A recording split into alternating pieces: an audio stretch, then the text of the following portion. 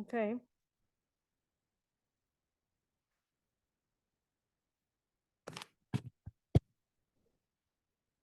I haven't got the Zoom on here. Outside, the people on his side is there. Susie, Chrissy, someone.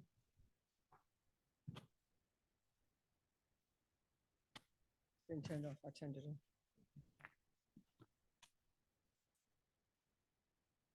Thanks.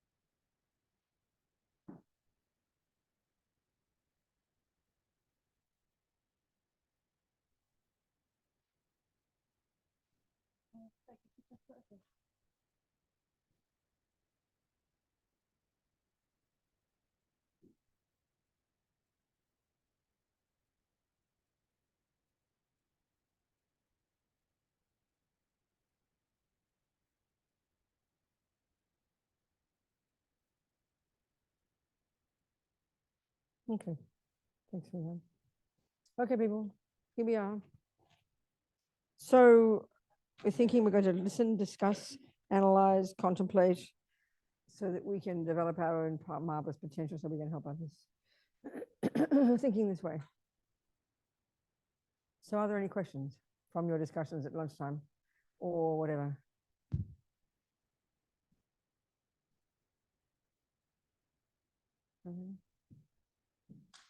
Okay. So I think then it's good to talk about what's it mean, discover our true nature. What's it mean, you know? Especially if if we've never heard these words before, then it's all a bit confusing, I suppose. And even if we have heard them before,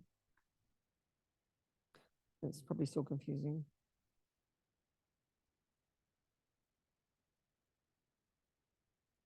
So the approach Buddhism has is that it's a method. When you first hear Buddha's deal, what he presented, his very first teaching, was this method of his presentation of what suffering is, the causes of it, and then how, and from his own experience, how we can be rid of it, basically. And the word for that, so freedom from suffering and its causes, that's nirvana. That's what it means. I mean, that's what it's referring to. And that word refers to a state of your own mind of being free of suffering and its causes. It's not some place like heaven. So Buddha's talking about the mind, because he's saying main causes of suffering and happiness are in the mind, are caused by the mind, which clearly is not the philosophical materialist view. That's very clear. The view the view we tend to believe. The outside world, as far as we're concerned, is the cause of happiness and suffering. Is it not? This is not the Buddha's approach. So then you've got, that's the wisdom wing, if you like. A bird needs two wings. Then you have this other wing, the compassion wing, if you like, which is where on the basis of you discovering your suffering and its causes and being fed up with and giving it all up, you can now help others. The same, because we're all in the same boat. So like that. And that's becoming a Buddha. That's called Buddhahood. Two wings of the bird. So it's like that. So, okay, so the deal is, like we're talking, the mind is central in Buddhism, this thing that's not physical, the capacity for cognition. So this, what goes on in the mind, therefore, is what we need to understand. And that within the mind, there are deluded emotional components that are the source of our pain, which Buddha says we can get rid of for our own sake, not for any moralistic reason, because you're a naughty person, you shouldn't be that way. It's not a question of that. So in other words, the whole process, the whole path is from the very beginning up to the end is this stage, this gradual incremental stages of becoming less neurotic, less miserable, more kind, more wise, and eventually becoming this extraordinary being whose mind is pervading the universe, full of wisdom and compassion, and capable and wanting only to benefit others, blah, blah, blah, like that. So this discovering our true nature, discovering our nature is part of the process, really. So the one way of putting it, like in just, is the more we're caught up in this misery, the attachment and the anger, the fears, the jealousy, all the voices of ego, that's the misery. And that would also include suffering experiences at the hands of others, bad things happening, all of this, So Buddha, of course, extends that even more broadly and talks about actually realms of existence, more than merely human. That's a part of his big picture of what suffering is and its causes. So the worst suffering, he would say, are in the realms of existence, like the hell realms, spirit realms, animal realms. All these are sentient beings. All these are mind possessors. But we can see also having a human body and a human life has still got plenty of suffering. So it's his analysis of suffering that we first hear about, and then the application of how to rid ourselves of it. And the main work is in the mind. It was two things, as we know. In the second noble truth, Buddha says the causes of suffering, the two main causes of suffering are, one, he calls the karma, this natural law that runs the universe, what we do with our body and our speech and our mind, which programs us and then produces either our happiness or our suffering. So abiding by the laws of karma is first level, at least don't harm others, which will then prevent us from future suffering, and then learn to work on our mind, lessening those, so then freeing ourselves, relatively speaking, from the grosser levels of suffering.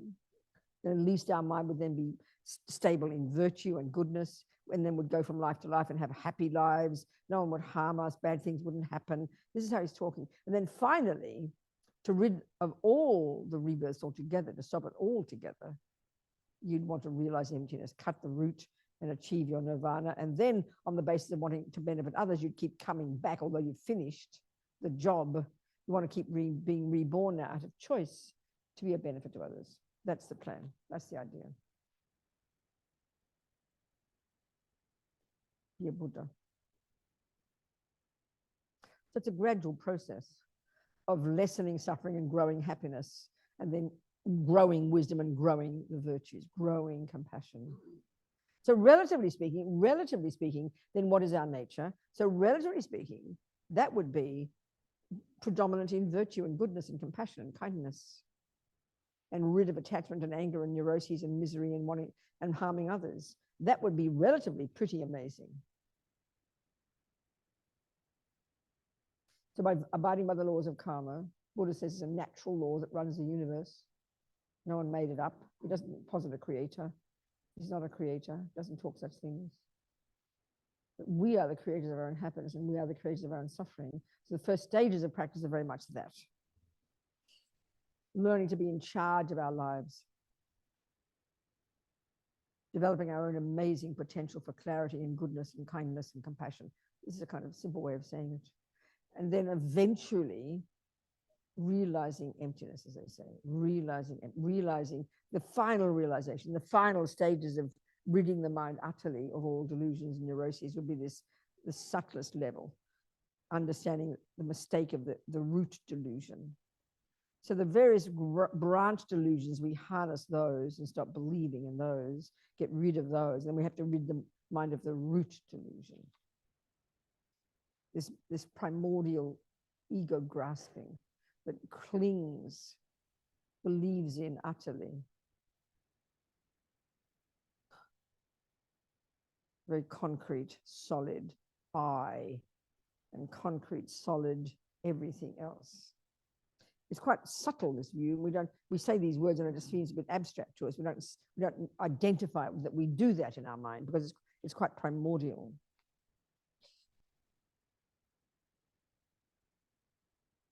So what does it mean then? What did Buddha mean by finally one's own nature, and indeed the nature of everything else? Because the nature of oneself and the nature of everything else, Buddha talks in the same terms.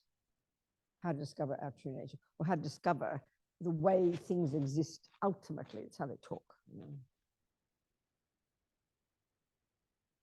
So Lama has a chapter on that in the book. How do we exist?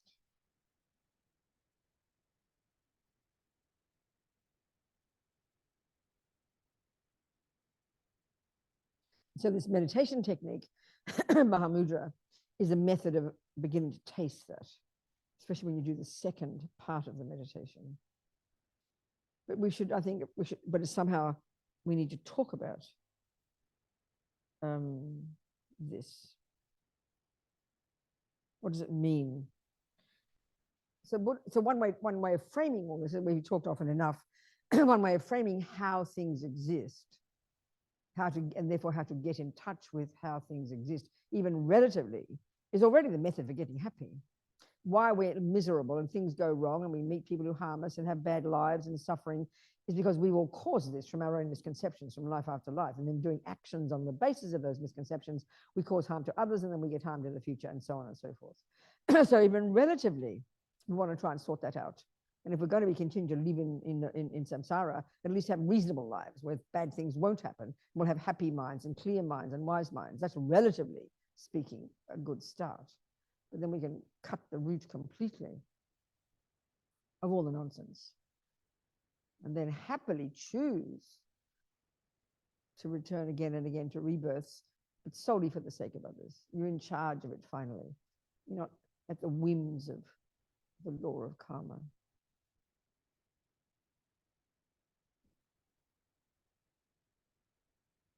So a really good framework for understanding how things exist, even conventionally and ultimately, is what they call the two truths.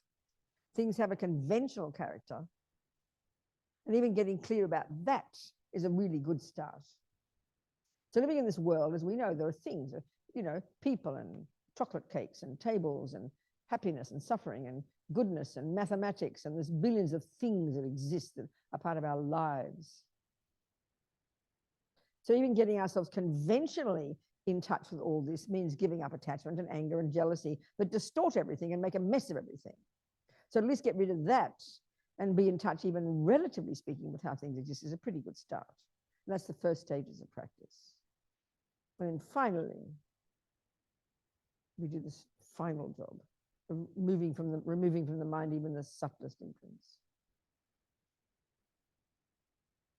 So conventionally, things exist.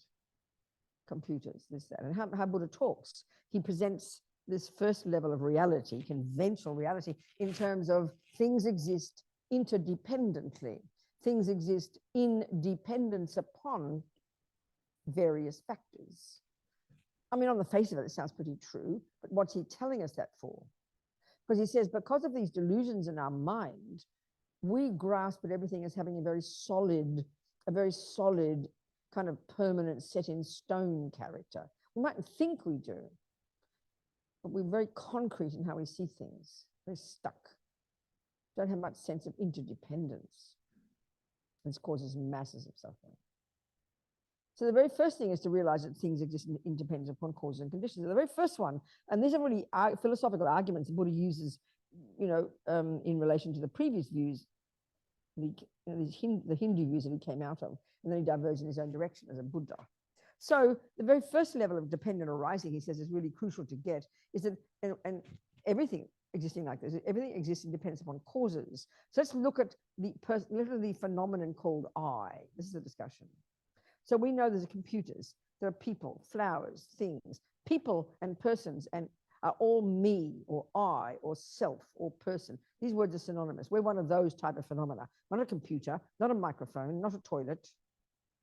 We're a person, an I, well, sort of roughly the same. Me, I. So this I, this word I, we see is a big, big deal. Like I said, it's the center of our universe, the center of our head. I. So let's understand what is the I, what is me. How does it exist, both conventionally and ultimately? This is the discussion. So the very first level of dependent arising is that I am the product of causes. Well, we get that, but as far as we're concerned, if you're a Christian, one of the main causes, of course, the main cause is God, this creator who creates you, gives you a soul. Well, Buddha disagrees with that one. There's no view of creator. Here's all his reasonings he shows. The other one is the materialist view that you're a product of mummy and daddy, that you are only physical and that they made you, and which is pretty reasonable. If you take the physical view and there's nothing else but the physical, then it's right. Mummy and daddy did definitely create you. But Buddha, you're not factoring in the Buddha says your mind, which they cannot give you. you bring it yourself. So this way of seeing is that we are the product of causes. But the Buddha's telling us that the way we feel instinctively, primordially, is a big mistake. And you look at how we feel. We talk this all the time. Look at how we feel. The feeling we have, and this is reinforced, I would suggest, by the view that your mother and father made you, meaning you don't play any role in it, that they came along, had sex, and plonked you on this planet. So it's very true. We say it, but it's true. I didn't ask to get born. That's exactly how ego feels. Like this innocent victim who's plonked on this planet and to whom good things and bad things seem to happen randomly, and that I don't play a role in it. My feeling is that's how we feel. This is the nightmare of life. We have no clue why good things happen or why bad things happen. We don't seem to have any reasoning for it. So we think things come out of the blue and it's nothing to do with me. The Buddha says that's insanely ignorant. His view is your consciousness goes back and back. You've programmed it with every millisecond of anything you ever thought or done or said. Nothing goes astray. You leave seeds in that mind of yours. And then this life, they all ripened. Not all, a bunch of your seeds ripened, triggered even before you stopped breathing in the past life. The various karmic seeds, one that caused you to go to your present mother's human womb at the time of conception. She didn't make you. She just had sex, that's all. Provided the egg, and daddy provided the sperm, and she provided the fallopian tube and the womb. You are the main cause, because the karmic seed from your own past virtue and goodness and non-killing was triggered before you stopped breathing. And then when you left the body and mummy and daddy eventually hopped into bed, you went running and jumped in. So the first way your karma ripened, due to your past actions, is you got a human body, which the Buddha says is pretty good as a result of pretty good virtue. Practice probably in the context of living in vows, Lama Zopa says. Secondly, within this body, we can see we all have a mind. And this is where the differences are. You've got your Mother Teresa's and you've got your Hitler's. They both got legs and noses, but look at the difference. Their tendencies, their personality, their mental states, their capacity, their tendencies to do this or that, whether it's being good at music, good at football, good at killing, or good at virtue. All our millions of mental tendencies, they are our own, and they are habits from our having done them before that we bring along and that manifest in this particular life, in this particular body. The third way our karma ripens, these seeds in our mind, are all the experiences we have. I mean, we're very social beings. Look at us. From the time we conceived, we've been bumping into sentient beings, and they either harm us or help us. Pretty straightforward. So all the unhappy experiences we have at the hands of others, being lied to, stolen from, cheated on, raped, tortured, being not given credit at the bank, people, whatever, all the stuff that happens to us every day at the hands of others, pretty much, good and bad. These are called experiences similar to the cause. This is the third way our past karma ripens. We are the main cause of all of that. We are the main cause of all of our mental tendencies. We are the main cause of this body. And fourth, even the way the physical environment impacts upon us. There's explanations for all this in all the literature, So basically, Buddha says, Dalai Lama says, karma is like self-creation.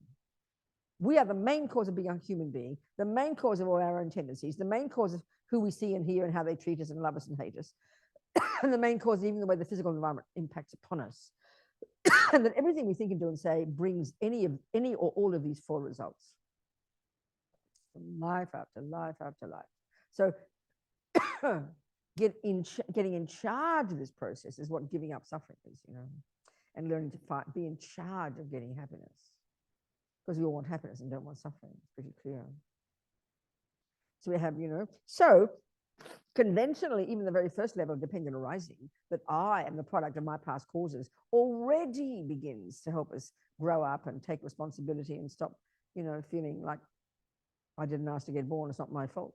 You start to take responsibility. You own your experiences. You own what goes on for you. You own your own mind, your own experiences. It's pretty powerful. Getting this together already conventionally is a powerful way to stop suffering.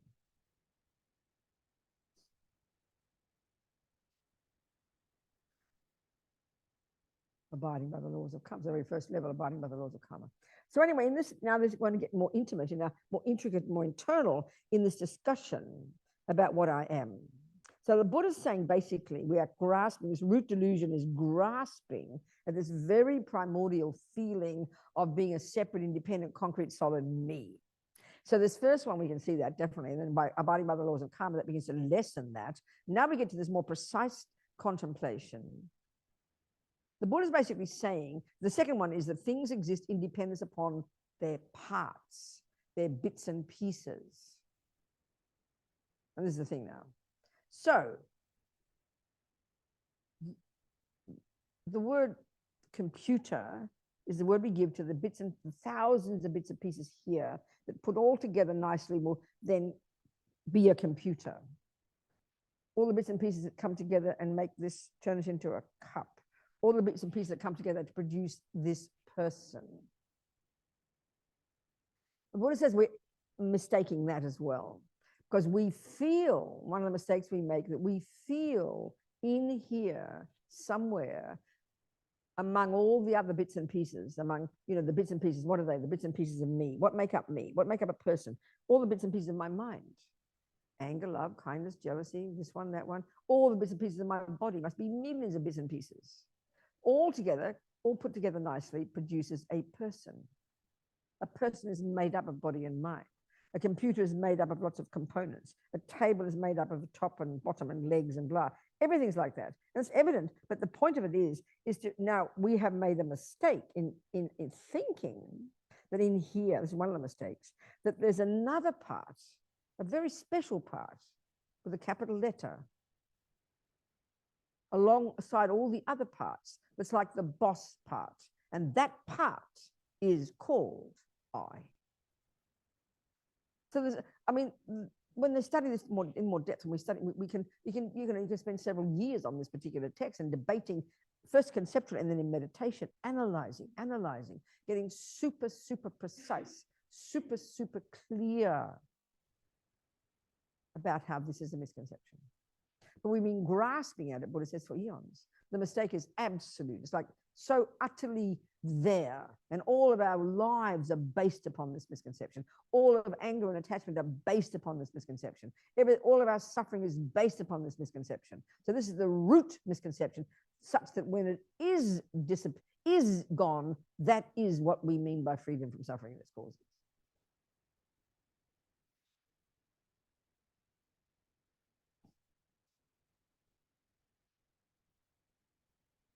So he says, hilariously, sorry guys, there isn't a little separate piece in there called I, but don't believe me, you've got to search.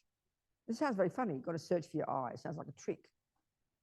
But this is a very clear type of analysis we have to do, first intellectually and then especially in meditation, to get to prove to ourselves there hasn't ever been, isn't, and never could be that specific type of I, independent of the other parts, separate, concrete, set in stone.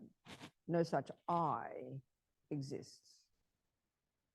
Which doesn't mean there's no I, it's just that what the I is far more subtle than that, which again sounds confusing to us.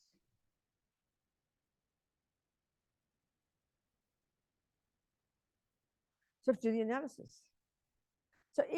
So then, Buddha's telling us there isn't one, you won't find one. So in other words, if you chucked out all the bits, if you did this bit of a meditation and chucked out all the bits, there's the arms, the legs, the breast, the nose, the pee-pee, the caca, the anger, put them all in piles, you do this really rigorously, and it is a meditation that we can do, a really rigorous searching.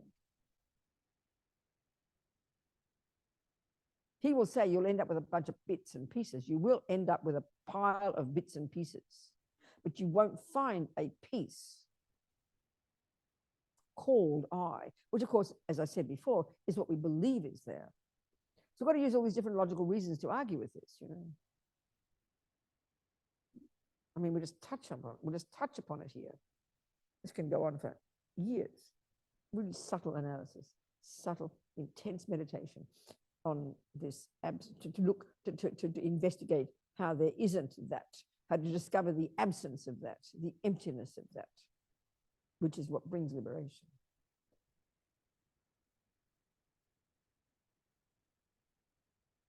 So for example, we say, and I always use the same examples, I'll use the same arguments every time. I'll say I have a thermos and a phone. I will say I have a thermos and a phone. I'll make a statement. So it's pretty clear you can prove that to be true by looking over here, and you'll see it, and you recognize a thermos, you recognize a phone, and you recognize an I. 3 phenomena, isn't it? So if that's a true statement, you'll point to 3 phenomena. There have to be 3 things there. Phone, I, and thermos. Just conventionally speaking, that's a true statement. A simple fact. That's true. 3 things. I said 3 nouns, didn't I? Phenomena are like nouns, you know. Phone, I, thermos. Easy. Now, those 3 in this simple example are independent of each other. Meaning, the thermos does not depend upon the existence of Robina for it to function to hold my tea. The thermos could break. Robina's intact. That means they're independent phenomena and they're separate. These are really kind of philosophical discussions that that I kind of go extraordinary detail about all this, you know. The phone can stop working and the thermos will keep working. So it's a very easy example to prove there's 3 independent separate phenomena there. Then we get a bit more nuanced, a bit more subtle, a bit more, and this gets where it gets difficult. I'll make another statement and I'll also state 3 phenomena. I have a nose and an ear. 3 nouns. So, and it has to be, if you're trying to speak the truth, if you say 3 things, you have to point out 3 things. So I just said 3 things. Eye, nose, ear. On the face of it, without analysis, it's a true statement. I have a nose and an ear. But we have to do analysis because Buddha says we're making a mistake. We're putting mistakes in there. So when we say no, so we have to look at this. So we say nose, there's a nose, and we say ear. That's easy to point to right there. And they are independent and separate, just like these 2. My ear could die, could stop working. And it is stopping working gradually. I forgot to put my hearing aids again. Never mind. That could stop completely. My nose will still breathe. They don't need each other, in the simplest sense, to function according to their definitions. That's clear. So now we have, therefore you can say, if there are 3 phenomena, there has to be a cup that isn't a phone and isn't an eye. There has to be an eye that isn't a thermos and isn't a phone. It has to be like that. So we can say there is an ear that isn't a nose, and we can say there's a nose that's not an ear. That's easy. We can say that. Now, what about the 3rd phenomenon? What happened? What about the 3rd phenomenon? What about the 3rd phenomenon? What about the 3rd phenomenon, or the first one, I? We assume, like our words say it, I, one phenomenon, have an ear, another phenomenon, and a nose, 3rd phenomenon. So we have to point out 3 phenomena, each of which is not the other and doesn't depend upon the other, that is separate from the other, to make it a true statement like the previous one. So there is the ear, and there is the nose, but where is the eye? So broadly, one answer we would give, well, all of me is I, we will say, but now if we're a Christian, we'd say there is a soul in there. That's the peace. And the Hindus say there is an Atman, a self there that is separate, that is independent. They would say that. And that's what Buddha's arguing with. Now, I don't know how we think in the West what the I is. I do not know. I don't know what our definitions are. The Greeks say we have an essence. Now, the Buddha says you won't find a peace in here. What's the problem? Oh, is it really? We just needs, the wire needs tightening. Oh, there's no wire there, is there? Maybe there's a wire that's plugged in better or something. Is it no good? It's okay at the moment. Maybe it's just the plug. Just put the plug in tighter. Or you tried it already. And the one at the back, the one on the wall. No.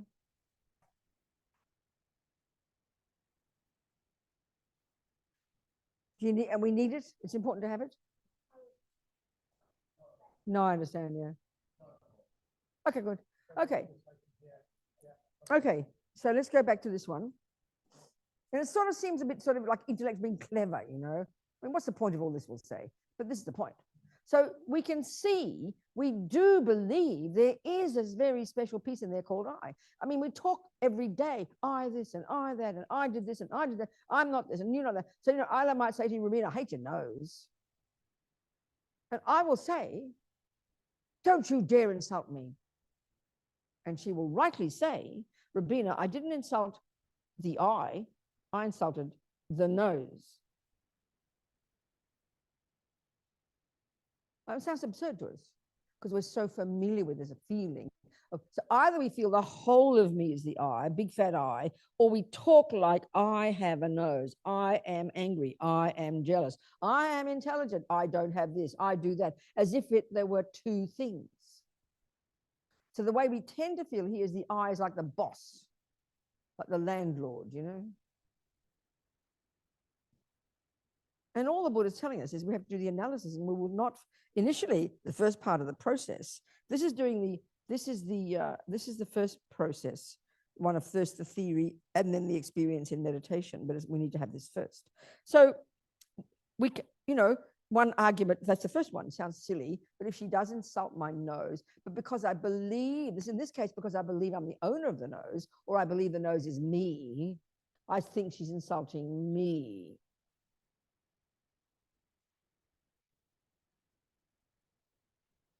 So we have to look for. Buddha says it's not enough to believe his words. Oh, there's no I. There's no independent I. No, to look for it. So what is the first step? This is the tricky part. Buddha says we have to look for it. So if you're going to look for something, you have to know what it looks like. And this is the first in the 4-point analysis that we learn about in the Lam Rim. It says we have to learn to establish exactly what this object to be negated is like. So you have to get a firm idea of how the I appears to us. So this is quite sophisticated. If we don't do much analysis, we don't know our minds well, and we haven't studied Buddha's view of the mind, this will just be totally puzzling to us. You know? And it's just not being clever. It's not just being smarty pants.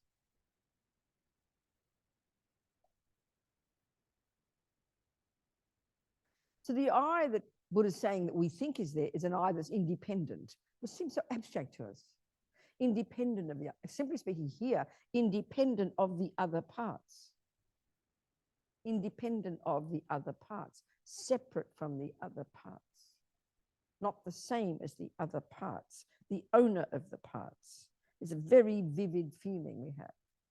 But he says if you do the research, do the analysis, ever more subtle, you will not find such an I.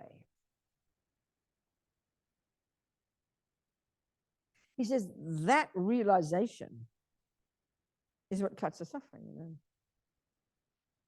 It cuts attachment, because attachment is all based upon the I. And anger, which is based on attachment, and all the other thousands. They all crumble into dust because they no longer have a basis.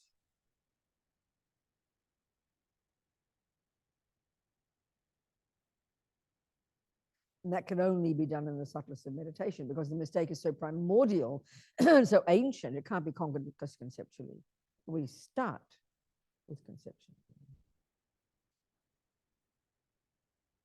So one argument is, well, you know, if the I is separate from the nose and you insult my nose, then the I wouldn't mind. Just like if I break the cup, the phone doesn't mind. It's intact because they're separate and independent. So if there were an independent I, a separate independent I, it would not be offended if the ear got insulted, if the ear has pain. That's why we say, that's why how we talk, I have pain. I am watching my breath. Everything is I. This gigantic big thing called I. So a good practice is to say, for example, think about the pain.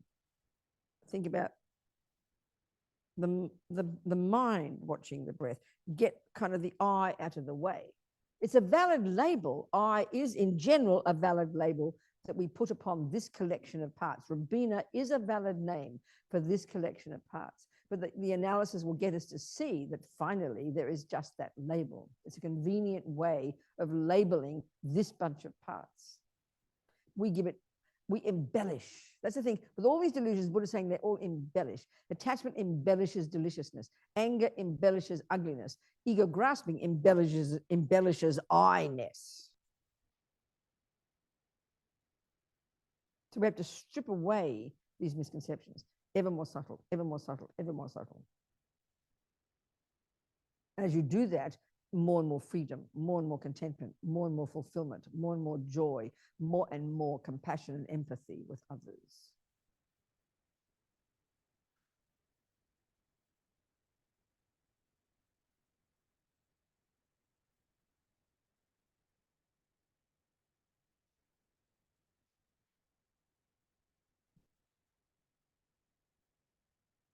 That's why I like to tell that story about Lama Zopa when he was a little boy. You know, he was recognized as a child as a reincarnation of a previous yogi. And he tells a story when he was about 8, being up in the mountains and seeing across this big river these white people. He hadn't seen white people before, these pale, the Sherpas have a saying, what do they call them? White-eyed, pale hair or something. I forget, there's a term in the Sherpas use for white people. And he'd never seen before, so he wanted to meet them. And so he walked across this very rickety bridge with his bowl of boiled potatoes as a gift, and he fell in the water. And he said, the way he talked it, the way he said it, it's evident it was a person who'd meditated on emptiness, not when he was 8, clearly before his past life. He said, the head kept coming to the surface for air. Now, nobody in their right mind would say it like that, unless you kind of practice from a past life. For him, he's only 8. We'd say, I came to the surface for air, you know, this complete panic stricken. And then he said, because then you could see his uncle having a panic attack, walking up and down the river, you know, trying to save him. And then he said to himself, the person known as the Laudo Lama is about to die. So he was recognized as a little boy as the reincarnation of his previous Lama, right? The Laudo Lama. So he said, the person known. That statement is very powerful, because when you do all this analysis about emptiness and trying to distinguish between the bits and pieces and I, sorting it all out of the emotion, you know, it's really good to say. I mean, technically speaking, it's a mistake to say that is the thermos. I am Robina. Because if that's the case, if you say thermos, we say it, my thermos has a lid, my thermos has sides, my thermos has a base. The way we say that and giving that power to the word thermos is as if there's a lid, sides, base, and a thermos. There's another part in there, that's the boss part. But if you say my thermos has a base, that's 2 phenomena. So there's the base, take it away. Well, where's the thermos that has a base? You can't find one. And there's no separate piece called a thermos. So this is neither a thermos, nor is a thermos among, you have to do the analysis that thermos is neither oneness with the parts, nor is it separate from the parts. So the name I, is neither oneness with all the parts. So then it is wrong to say, I am Robina. It's better to say, as Lama Zopa said when he's 8 years old, the person known as Robina. That's correct.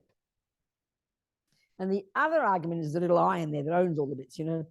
So he said to himself, the person known as the Laudo Lama is about to die. And then he said to himself, I didn't know anything about emptiness, meaning in this life, he's 8 years old, he'd heard none of these teachings. But we can deduce from where he responded that he completely realized emptiness in a past life. And so you can't lose that. You can't lose that ever. It was clear in him, all there. It was all there. But he said, I didn't know anything about emptiness, but there was no fear. This fear word is very fascinating. We think of fear as if you're shaking and having anxiety, a panic attack, but the rest of the time you're normal. But the Buddha would say all these delusions, and all based on the root delusion, they are in the nature of fear. They are in the nature of fear. So look at when you're angry. A person having anger, they are having a complete mental breakdown. Think about it. We never think that way. They're having a complete panic attack. Their eye has been threatened and they are freaking out. They are having a panic attack. Look at a person jealous, you're having a panic attack. Look at anxiety, you're having a panic attack. Look at arrogance, you're having a panic attack. Fear is the nature of delusions. But because it's so normal for us, we just think it's normal life. But Buddha says this is the nightmare of having delusions. So when you've given up delusions and realized emptiness, there is no fear. You've got to hear that. There is no fear. There is only love, wisdom, compassion, and joy. That's what Buddha's telling us. It sounds hilarious. I can't wait. That means he wasn't having a panic attack. Now, this is weird to us because we think, like Mr. Darwin came up with this concept, I think, that we all have instinct for survival, didn't he? And because we have indeed observed humans and animals when they're threatened, they have a panic attack. So we figure you need the panic attack to know what to do. Survival. Complete nonsense, Buddha says. You don't need panic to know what to do. You need intelligence and clarity. So you could argue, given that Lama Zopa didn't experience fear, meaning he's realized emptiness and some life or other, meaning he sees clearly what's going on. And just because he doesn't have fear, we assume if he didn't have fear, he'd sink to the bottom of the river like a stone, you know, and go, oh, well, I'm drowning. It doesn't matter. No, he's a living person, so he goes for air. But his mind's not freaking out. That's very hard for us to imagine, you know. But this is the Buddha's analysis, because fear comes from all the delusions and the grasping. In fact, he didn't drown. He survived. That's a very telling experience, you know.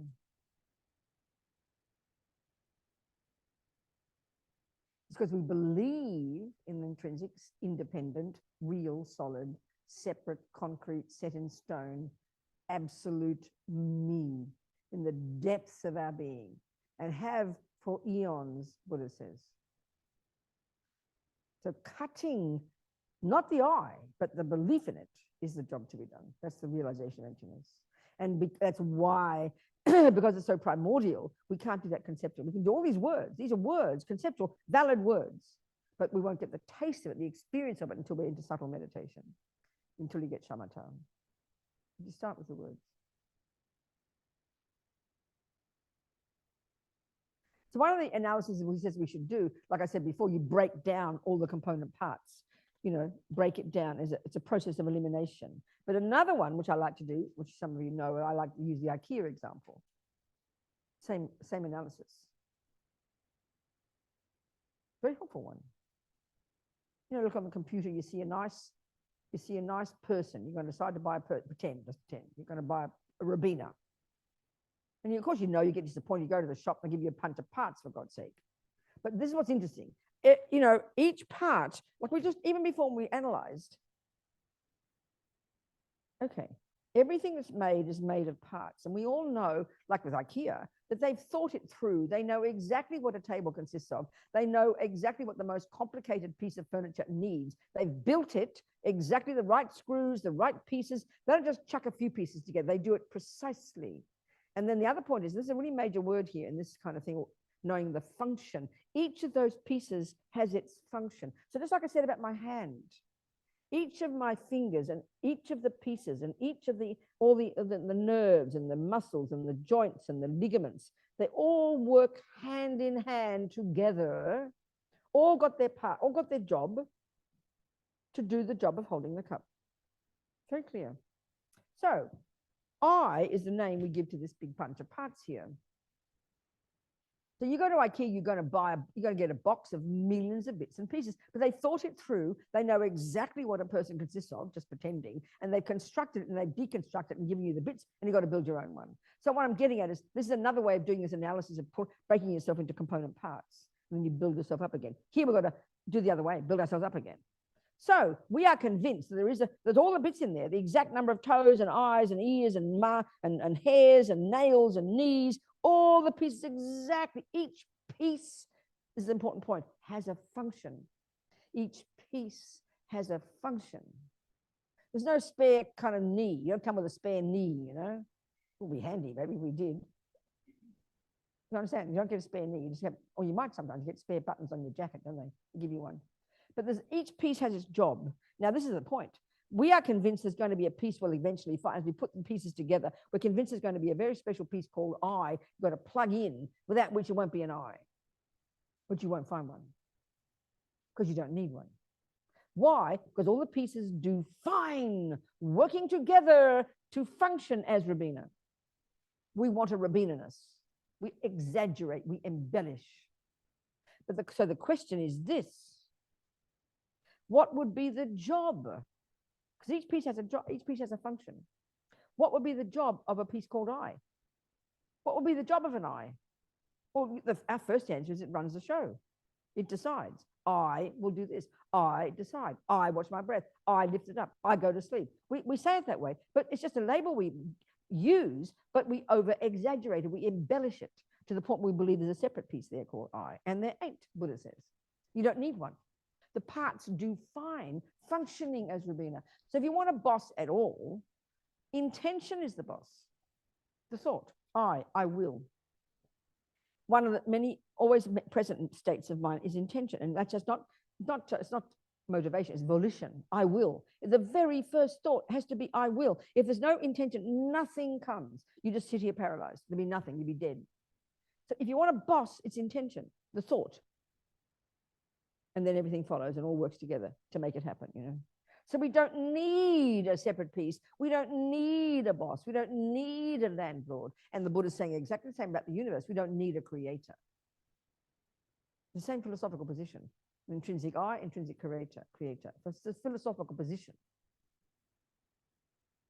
The parts of the universe called the sentient beings do fine making their own mess, and if they can learn it, will do fine creating their own happiness. This is a very shocking concept if you have faith in a creator. I know Muslims talk about God. They say the world is so amazing, there has to be an architect. That's the view. And it's shocking to think that you don't need a boss. It sounds like the worst arrogance. It sounds like you're worse than a communist, This is the Buddha's view. Are we communicating? Just a few thoughts. So what's the point of realizing there's no intrinsic I? It's not just to be clever, it's to get happy. Because suffering comes from believing in it, because it doesn't exist. Suffering comes from believing the cake will make you happy. The cake you think is there is not there. Suffering comes from the embellishments that these delusions put on top of everything. That's what suffering comes from.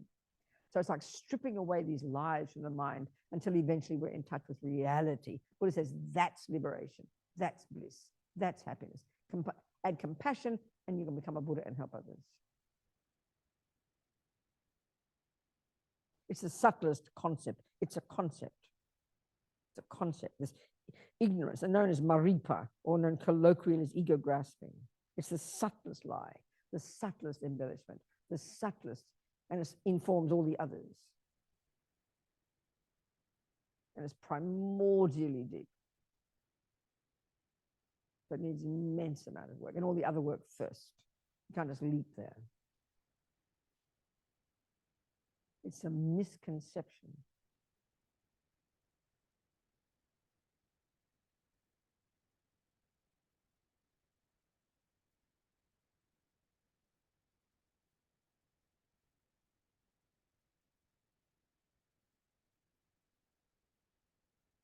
The trouble is the words can get so confused because Buddha refers to this way of existing as emptiness. The shorthand is the word emptiness, which of course completely throws us.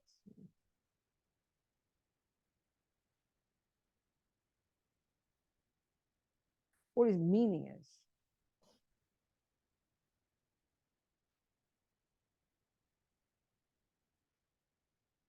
is. That intrinsic independent I that we think exists doesn't exist. So that doesn't existingness is referred to as emptiness. That doesn't existingness is meant by emptiness. So a simple example, let's say, using the idea that you have to first recognize what you're looking for. So if I ask you to go and look for my iPad in the dining room on that table with the other devices, and there's like 57 devices there, let's say. If you don't know what my iPad looks like, you will never, ever know for certain whether my iPad is there or not. That's why the Buddha asks us to get really clear about this object we're trying to negate, the inherent I, the independent I. So we've got to get a strong sense of how it appears to us.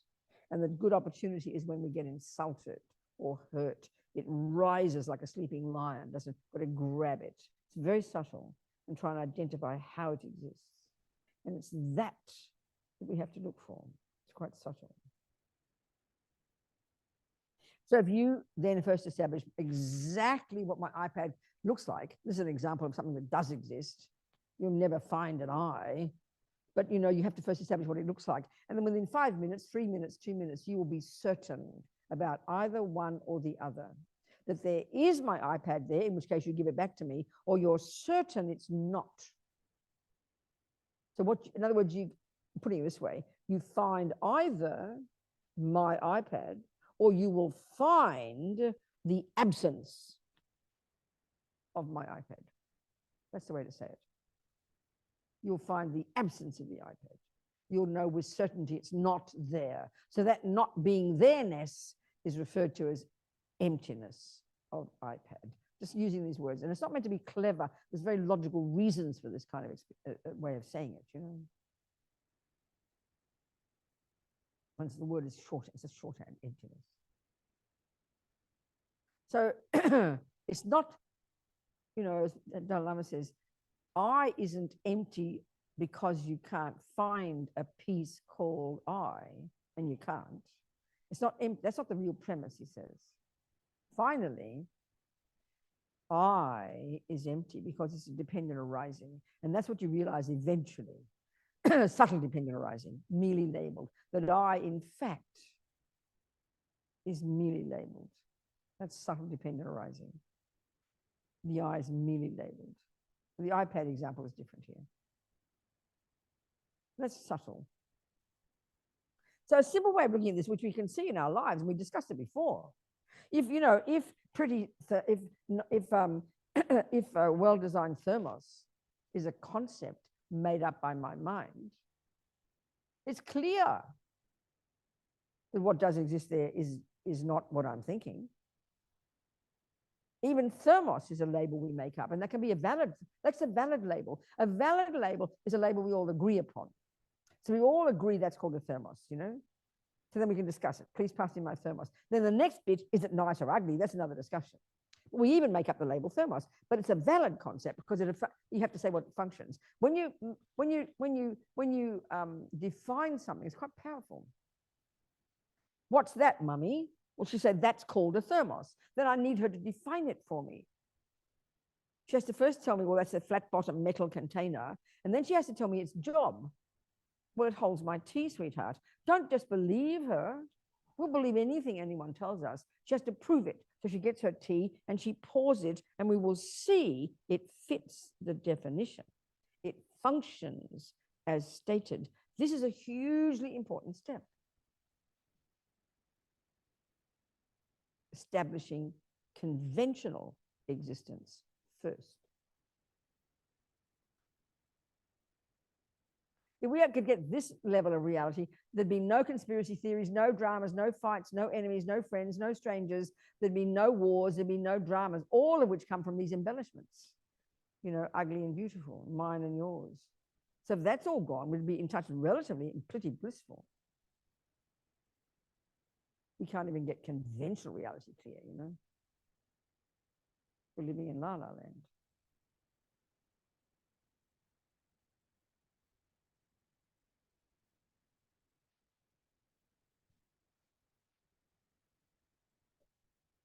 So one way we have to analyze, as Lama Zopa says, we have to establish, this is another way of seeing. One is the mistake. One mistake is thinking there's an I in there that owns the parts. The other mistake is thinking that it's all of me is the I. So as they say in the teachings, the label Robina cannot be the parts. The label can't be the basis. The person known as Robina, not I am Robina. Because if all of this is Robina, why would I say If Robina is equivalent to nose and equivalent to ear and equivalent to knee and equivalent to all the bits of the body and mind, if it's equivalent, then you only have one thing. You can't, and then why would we say I, one thing, have a nose, a second thing? You would say I have an eye, or you'd say nose has a nose, and it's just redundant, it's so silly.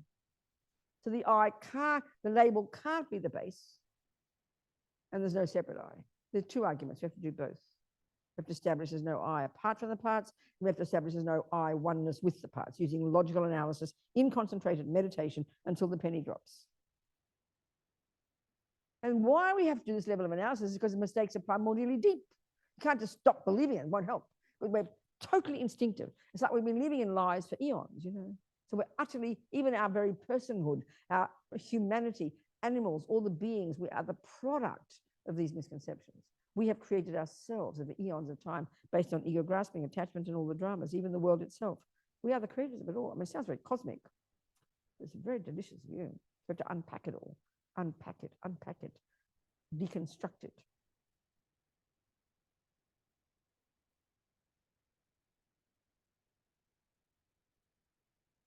So these two truths, okay, dependent arising, there is dependent arising. There is a Robina that exists in dependence upon the bits and pieces, dependent upon the causes, and finally, in dependence upon the name Robina. Then ultimately, there is no Robina that exists separately from the parts, separately from the causes, and separately from the label. So these are blatant seeming opposites. There is a Robina, it seems like what Buddha's saying, and there's not a Robina. Make up your mind, mate. Sounds like. But in reality, they are pointing to the same thing. They're two approaches to the same thing. That's the middle way. That's the middle way. When simultaneously we have realized that dependent arising and emptiness, that's Buddha, finally. There's no dualism, there's no contradiction. We hear them as different. We hear them as contradictory. When we hear emptiness, we hear nothingness. We chuck the baby out of the bathwater. We fall into the abyss of the great mistake. The word emptiness, we think it sounds like it is nothingness. No. And then we hear dependent arising, we hear somethingness. So we concretize this one, we over-exaggerate this one, and we under-exaggerate this one. So we've got the two wrong views. Eternalism, something concrete, real, absolute, definite, or there's nothingness, nihilism. Both are mistaken. So you have to put the two truths together. So dependent arising, things exist in dependence upon various factors, is the king of logics, as Lama says, to prove there is no independent I. And there's being no independent I proves there is an interdependent I. These two others coming together. So in the Heart Sutra, Buddha says that. Form is emptiness. Emptiness is form. Form is not other than emptiness, and emptiness is not other than form. So one way to say it is that, you know, we can see that this thermos has various characteristics. One is the color black. So we can say that black is a characteristic of this thermos. We know this thermos could break. So then impermanence is a characteristic of this thermos. Finally, Buddha is telling us this thermos lacks an intrinsic thermos nature. So then we can say emptiness of intrinsic nature is a characteristic of this dependent arising thermos. So wherever you find dependent arising thermos, you will find right there the absence of independent thermos, right there.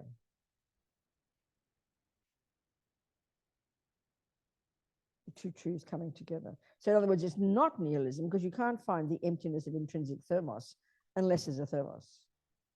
But as soon as we say that, we over-concretize thermos. And as soon as we say emptiness, we throw it out, baby, with the bathwater. So we've got to get these two together. It's very subtle, very refined. As Lama Zopa says, when you realize the emptiness of I, it's as if there's no I.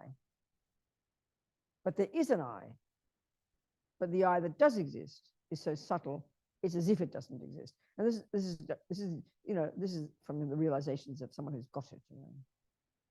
Just putting another way of describing this entire path is putting these two truths together in our minds, experientially.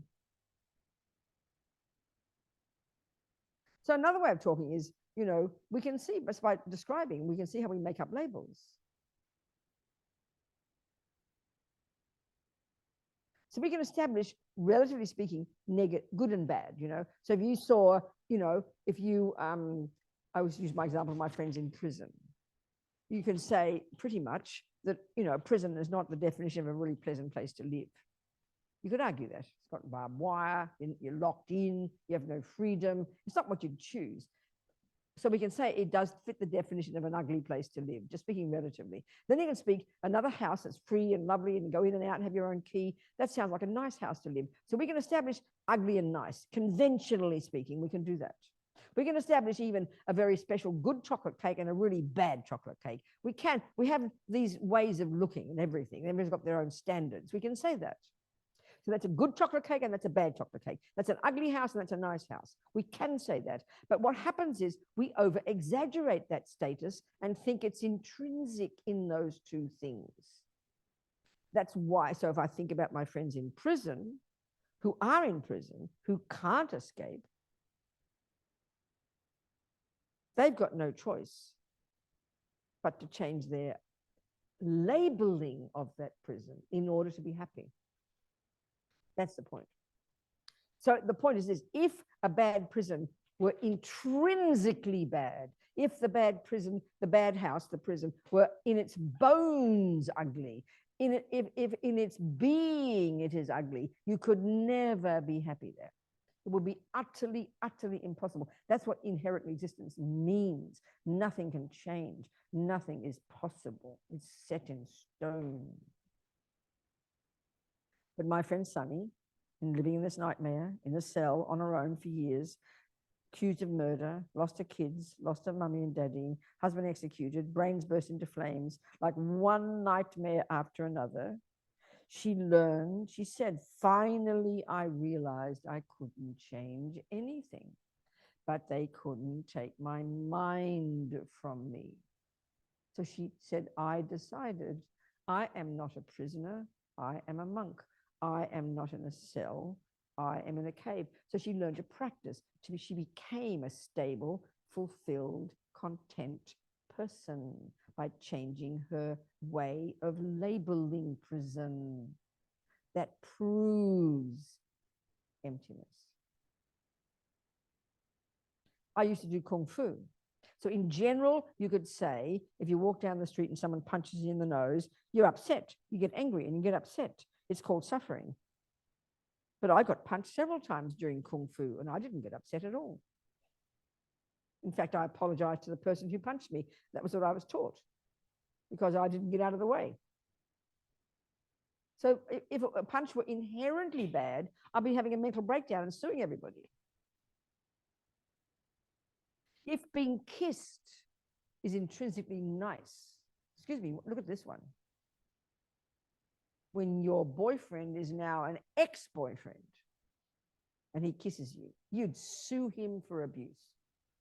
So how can a kiss be intrinsically nice? It's all merely labeled. It's all dependent arising, come on. So clear. Our mind labels things and then believes in the label.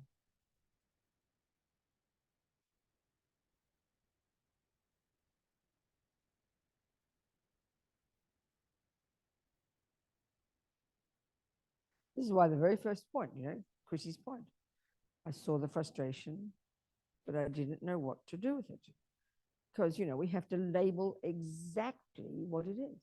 It's a concept that is saying, how dare you do that to me? because it's based on attachment, which saying, I only want everything to be what I want, which is based on the concept underneath that, which posits an intrinsic I in the first place. It's this whole kind of hierarchy of concepts. You have to deconstruct them. You have to hear each concept, what it's saying, and then deconstruct it. It's not just vague feelings.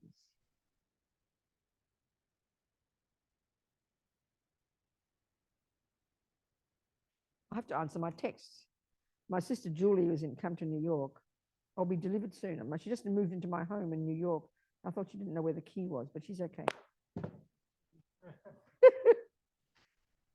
My sister just came from Melbourne. She's also, everyone's so excited I live in New York now. They're all lining up to come, you know, when I'm not there. Okay, so are we communicating here, people? Do you have any questions for me? Discussions, come on. Yeah, good, go. Go, sweetheart. So that thermos flask there has a characteristic, which is that it is empty of an intrinsically existing thermos flask. That's right. Then. So, oopsie, does this pair of glasses also have the characteristic? Everything's the same. Everything that exists is the same. But my question is, does this have the characteristic of an emptiness of intrinsically existing thermos flask? No, of course not, because it's not defined as a thermos. It's only empty of the function that is we've given it as a definition. But you first have to establish what that is. So what is that called? Pair of glasses. And what does it do? What's its job? You can read things closely. Okay, good. So we have to find the emptiness of that inherent. We see that as an intrinsic character of the glasses. We have to see that that is not existing. Thermos has got nothing to do with glasses. Okay, so I can't say that it's empty of thermos flask. No, it won't help you at all. Because it's a pair of glasses. It's not the point at all. Okay, thank you. Thank you so much. What else, people? Go, sweetheart. Yeah, go on, go. I. Good. I am attachment.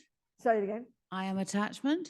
I is attachment. No, I is no, ego. no. I is none of those things. I is consciousness. No, nothing. You can't find anything that you can't find any one thing that's equivalent to I. I is the label we put upon all the bits together. Literally just a Just label that. for that. There So is much as no a other. label. Yes, I understood that. I was just same. getting exactly my same. knickers I in is a a twist about label I. that we put on this set of parts. Okay, thank you. And then your name, even more specifically, is the label we put on that part. Yeah. Great, thank So you. it's just a label. That's the way it sounds a bit depressing that we're just a label, but that, in No. a sense, that's the point we're getting to. Yeah. And then, yeah, you with me? Yes, Exactly. Thank you. Perfect. Yeah, go. Yeah, somebody else, anybody, any chat, any talk, any discussion, any point. What's me? Give the mic here, please. You're done. What time is it? It's 11 o'clock. 22. Okay, go, sweetheart. Amanda, Darling. can you do your bank account analogy? I love that one. Okay. Okay.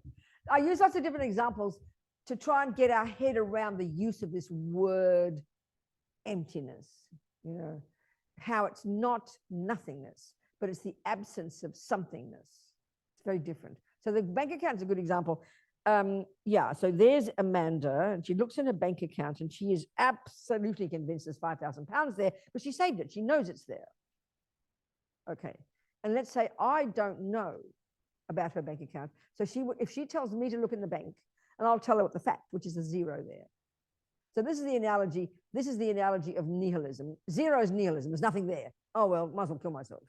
But I will tell her the truth. There is nothing there. But if she looks in the bank, listen to me, she sees the same zero, but what will she actually be cognizing? She'll have a panic attack. Oh my God, where's my precious £5,000? Won't she? Because why? Because she expects it. So this whole business of finding the absence of something is all completely contingent upon expecting something. I had no concept of anything in her bank. So I told her the truth, there was nothing there. So my point is, nothingness, which I saw, is just an analogy, isn't the same as seeing the absence of an intrinsic I. Lama Zopa says the yogi, talk about shock, will get the biggest shock in the universe when they finally see not nothingness, but they see the absence of, let's say if it's Amanda, Amanda's the yogini. And so when Amanda realizes emptiness, she won't just see, oh, well, there's no Amanda there. Oh, what a bore. She will see the absence of the Amanda, the intrinsic Amanda that you have been believing in since beginningless time. So it's a very rich, massive, delicious absence that you see. So emptiness is not nothingness. It's the absence of what you thought had been there for eons. There's a big, big difference. So what she saw in the bank account and what I saw were completely different things. I saw nothingness. She saw the absence of her 5,000 pounds. They're two separate phenomena. Even I use the example of a cup. You know, I go to drink my water. Oh, I'll say, my cup is empty. So listen to this. You don't go to the crockery shop and go, oh, mummy, all the cups are empty. Please answer me. Why don't you say that? Because you don't expect the cups to have tea in them in the shop, do you, for God's sake? So this whole business of discovering the absence of the intrinsic I is all based upon, in the first place, we had the belief in it. So we think emptiness just means, well, chuck it out, chuck it out. Dalai Lama says, you throw all the bits out. Oh, there's no I. I might as well kill myself. That's nihilism. It's not that. This absence is a bit disappointing. The bank one is a bit disappointing because you know, but the absence of the I, they say, Rinpoche says the greatest yogis are in complete and utter bliss because they've finally seen the truth that the intrinsic I that they have believed in since beginningless time has never, isn't, and could never be there. So it's utter bliss for them. So it's a bit like, you know, you go to your doctor. Amanda goes to the doctor and the doctor says she's got cancer, and so Amanda has to go through the whole process of coming to terms with it, saying goodbye to a hubby and her kids and a dog. And then she goes back to the doctor, and the doctor says, I'm sorry, man, I gave you the wrong x-rays. You've got no cancer. So the discovery of the absence of cancer is a very delicious absence, isn't it? Get my point? It's very delicious. But I don't have cancer, so I'm not going to be surprised. It's like nothingness. But it's only because you thought you had cancer that the discovery of the absence of it is so delicious. You get the point? So the discovery of the absence of 5,000 pounds is not a happy one, isn't it? But the example is like that. It's contingent. The only person who's going to see the absence of an intrinsic I is the person who's believed in the intrinsic I, and that's the whole point. We all do. But we all do, that's the point. This is a really crucial point. We all believe in our bones that there is an independent I in here. But it's so implicit, so subtle, that we don't notice. It's just too hard to hit. It's so abstract to us. You know? So discovering, finally, that it has never, doesn't, and could never exist. This is pretty stupendous. And from that second, you've cut the root of all the suffering. Extremely suffering. And as Lama Zopa says, you can't possibly see that unless you've got shamatha, you know, which is very powerful. Yes, go. Yeah, talk to me. I can hear me. Yeah. Yeah. You spoke about how difficult it can be to learn languages, and I thought what it makes me think is I often think that people think, say, learning a language like Japanese, for example, is impossibly difficult. And the conclusion I've come to more than anything else is that it's extraordinarily difficult to teach such a language. Extraordinarily difficult as a project to teach such a language. Good. And I think the point I'm making here is I think teaching the what our concept of self would be in the light of emptiness is indeed not necessarily impossible to learn, but is extraordinarily difficult to teach. And of course, most of us will learn from other people, most things, in fact. So it's a difficult learning to acquire. That's true. And I would certainly say, although I understand some things, I've certainly learned more here today. And I think I'd like to say thank you for such excellent teaching so far, because I think you've made very clear what is something that's almost impossibly difficult to teach. I understand. Well, that's good. Got to get the words clear. That's the thing for me. That's right. Okay, good, great. That's good. Keep moving. We keep moving. That's what we're doing. And that I think is the problem, isn't it? Because of not the problem, but anyway, never mind. That's good. So I'm glad. Great. Good. Great. It's good to find kind of equivalences, simple equivalences, not just keep it in arcane 7th century Indian language, or that's the thing I think. Yeah. Yes, sweetheart. I think Lama Zopa used to say that the eye is extremely subtle. That's right. Now, what does that mean? Okay, I know exactly. Because what we think is that there really is an eye, just going to need a microscope to see it. No, it's not like that. It's more, he says when the two truths, okay, emptiness and dependent arising. He says when you realize emptiness, and the words are exactly as like Lama Yeshe says, that from the side of the eye, there's not one atom of anything there, if you like, you can say, gives the I-ness. You can't find something you can point to. So he says, when you realize that, it's as if there is no I. But he says, then, dependent arising, there is an I. But what does exist is so subtle, it's as if it doesn't exist. So it's as if it doesn't exist, both is both. So it's this really refined, I mean, just like, okay, the way to say it then is like, we're continually removing the layers of labels from things, not to the point where it becomes nothingness. That's the part that's tricky. Maybe another way to say it is, when you realized the emptiness of the intrinsic I, you then realized subtle dependent arising. When you realized the emptiness, it then, you can say, then you do realize that what does exist. But what does exist is not a thing you can point to. It's the merely labeled. And that's the subtlest, they say. That's the subtlest one we have to get to. Thank you. What can we say? We just repeat the words these yogis say, isn't it? And I mean, Sultan Lama said one time when somebody asked, how do you realize emptiness in daily life? How do you apply it? He said, it's very simple. He said, see something from a different point of view, which is you label it differently. Look at Sunny, this utter nightmare. There's enough to make, and I know so many people who've gone mad in prison from the outrageousness of it. She didn't lose her sanity because she changed her thoughts. That's really showing merely labeled. I mean, that's even still conventional. Do you understand? She didn't go crazy. She's this old lady now, lives in Ireland. I know so many people who've been in prison. Talk about trauma, who carry life, so many years of trauma, because prisons are a horrible place to be. You're stomped on emotionally. Unless you've got any awareness, you can't handle this awful place. So you come out, I mean, if you dare to open your mouth, you get chucked in prison again. So you're like, everything's restricted and suffocated, emotionally. She's this little old lady. You'd never know in a million years that she's been through this unbelievably intense experience because she worked on her mind. I mean, that's why I still can't get over. I keep saying it.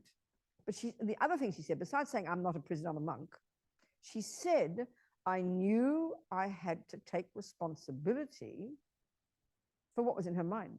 And what was in her mind was rage, despair, anger, depression, blame. You understand? She knew they were her thoughts. She couldn't change these blokes. She couldn't change the system, but she changed her mind. That's how you get to, I mean, she doesn't use the word emptiness. She doesn't have any idea about karma. She's not interested in that, all the stuff. But she had this astonishing emotional capacity, emotional intelligence,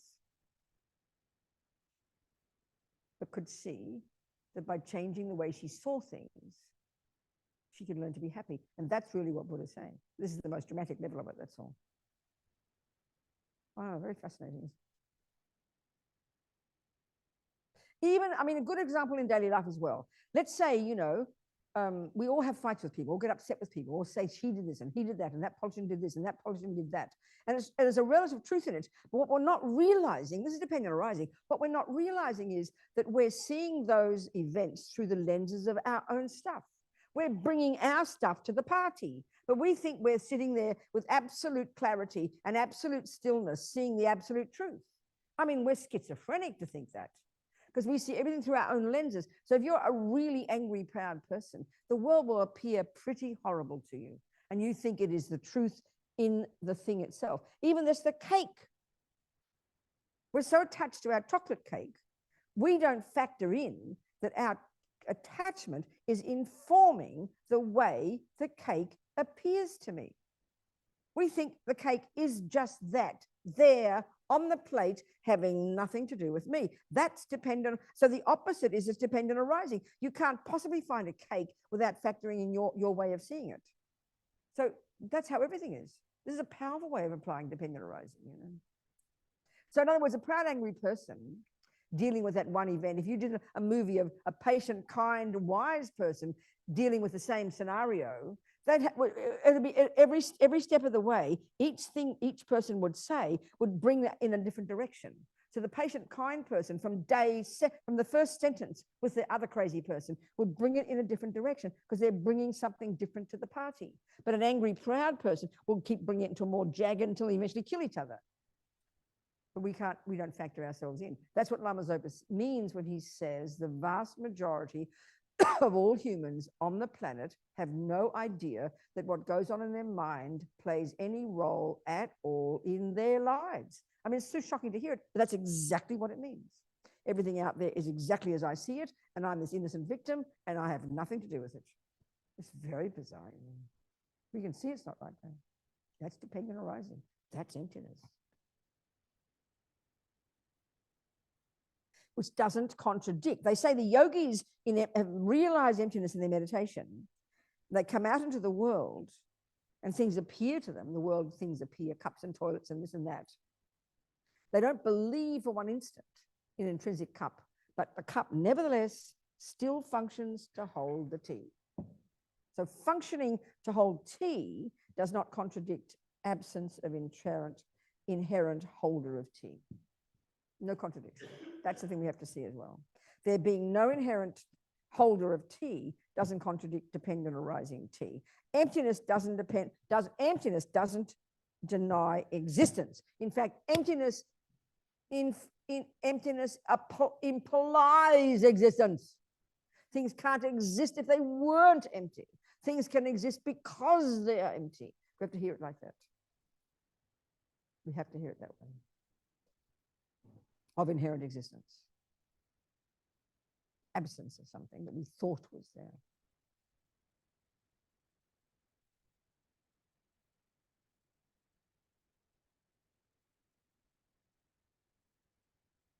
So the kind of clarity we need to realize emptiness, we tend to think of emptiness as kind of, especially if we do Mahamudra, this is what we'll do tomorrow, it's very different. There's none of this analysis. You just go, after the first part of the meditation, you go to the second one and you just watch. You're just catching, you're watching. No analysis, no analysis. Seems far more easy.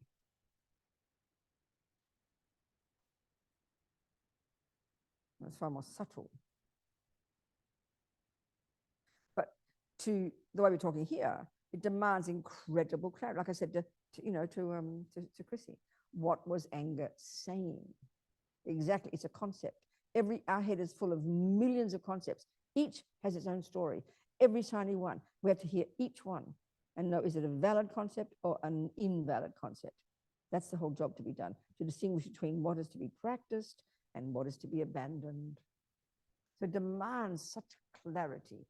The clarity and precision and analysis that we know we need just to, make a decent cake. Clarity, precision. Not just, I'll chuck a few things in and cross my fingers, is the same clarity and precision and depth of analysis we need to do this job. To understand dependent arising, which is the king of logics that within your meditation is what triggers the insight into, aha, there is no intrinsic I. There is no independent I. And then in your meditation, you hold that insight until it gets deeper and deeper.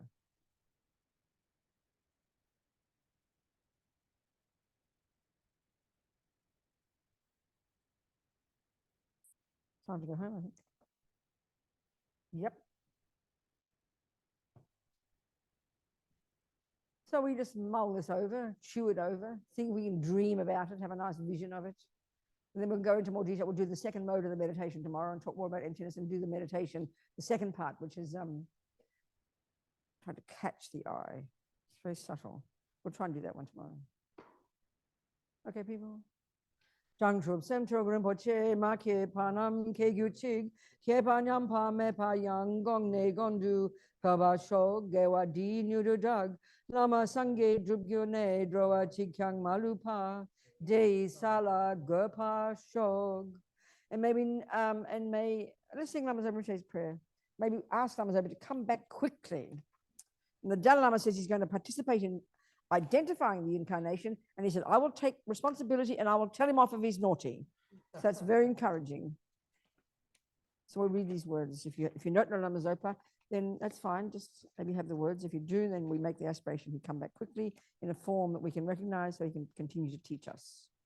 Peerless teacher and assembly of the children of the victorious ones, Shravakas and Pratyeka Buddhas. There's just 3 different kinds of practitioners. You know, the 3 types, the victorious ones, the Shravakas, the 3 levels of beings. Victorious Lozang, the Tsongkhapa, father and sons, along with the lineage masters, all the objects of refuge of infinite lands, please bestow the virtue and goodness of accomplishing this prayer, this wish, here and now, holding and spreading the Muni's precious and complete teachings through explanation and practice. You wore the armor of patience that is never discouraged. Incomparable, venerable Guru, to you I make request, while striving single-pointedly for the sake of the victorious one's teachings, the sole gateway through which all benefits and happiness emerge, and from other living beings, you suddenly departed to peace. What a great loss. Nevertheless, through the undeceiving truth, the blessings of the ocean, of the 3 jewels, and the great waves of bodhicitta, of the children of the victorious ones, may the smile of a reincarnation swiftly beam in glory for fortunate disciples. Okay, dearest people, and may we all live a long life so we can all keep moving and becoming a Buddha to better sentient beings and ourselves. Thank you, everybody. Goodbye. See you tomorrow. All being well. You Zoom people, thank you. And yeah, all being well, we'll see each other tomorrow. Or not, as the case may be, and it's okay.